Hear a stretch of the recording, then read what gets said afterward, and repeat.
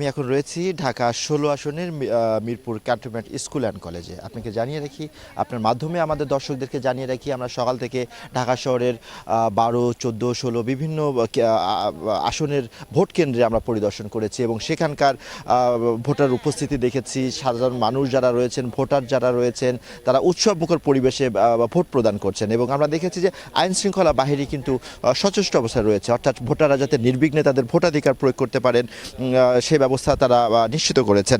আমার পাশে একজন সম্মানীয় ভোটার রয়েছেন যিনি এইমাত্র তার ভোটাধিকার প্রয়োগ করেছেন, তিনি বিডার চেয়ারম্যান আশিক চৌধুরী।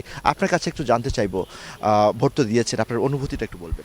খুবই ইমোশনাল। আমি গত ২ দশক ভোট দেইনি। আমার ভোট নিশ্চয়ই দেওয়া হয়ে গেছে, কিন্তু আমার দেওয়া হয়নি। তো এই জন্য ভোট দিতে পেরে আমি খুবই ইমোশনাল ফিল করছি। এই দাগ তো, আর এত মানুষের ত্যাগের বিনিময়ে আমরা ভোটের সুযোগটা পেয়েছি। আমার মনে হয় আমাদের সবার সেটা সুযোগটা কাজে লাগানো উচিত।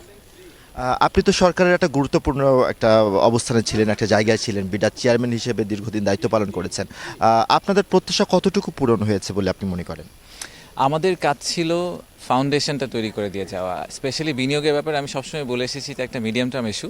তো আমাদের কাজ হচ্ছে বিনিয়োগ পরিবেশ বান্ধব একটা সিচুয়েশন তৈরি করে দিয়ে, যাতে আগামী সরকার যখন আসবে তারা একটা ভালো প্ল্যাটফর্ম পায়। সেই ক্ষেত্রে আমি বলবো যে আমরা কিছুটা অর্জন করতে সক্ষম হয়েছি। অবশ্যই যেটা টার্গেট ছিল সম্পূর্ণ অর্জন করতে পারিনি, এটা সম্ভবও হয়তো ছিল না এত স্বল্প সময়ে। বাট সোফার আমি হোপফুল যে বাংলাদেশ একটা রাইট ডিরেকশনে যাবে। আগামী দিনে যারা এই ক্ষমতায় আসবে, সরকার গঠন করবে, তাদের কাছে আপনাদের প্রত্যাশা কি থাকবে? এত ত্যাগের বিনিময়ে একটা ইলেকশন হলো, তাদের কাছে আমার প্রত্যাশা থাকবে যে তারা অ্যাকাউন্টেবিলিটি, পাবলিকের কাছে যে অ্যাকাউন্টেবিলিটি সেটা বজায় রাখবে, ট্রান্সপারেন্সি বজায় রাখবে। এত প্রত্যাশার একটা সরকার, যেই সরকার গঠন করুক, তারা সেটাকে সাথে নিয়ে এগিয়ে যাবে। আর বিনিয়োগের স্পেসিফিক ব্যাপারে আমি বলবো যে বিদেশিদের আমাদের ব্যাপারে একটা বড় প্রশ্ন হচ্ছে আমরা পলিসি কন্টিনিউটির জায়গায় খুবই দুর্বল। তা আমার আশা হবে যে আগামী সরকার যখন আসবে তারা এই সরকারের কিছু বেসিক পলিসিগুলোকে কন্টিনিউ করবে এবং ওই একই ডিরেকশনে এগোবে, ন্যাশনাল ইন্টারেস্টকে মাথায় রেখে এগোবে। ওকে, ধন্যবাদ আপনাকে।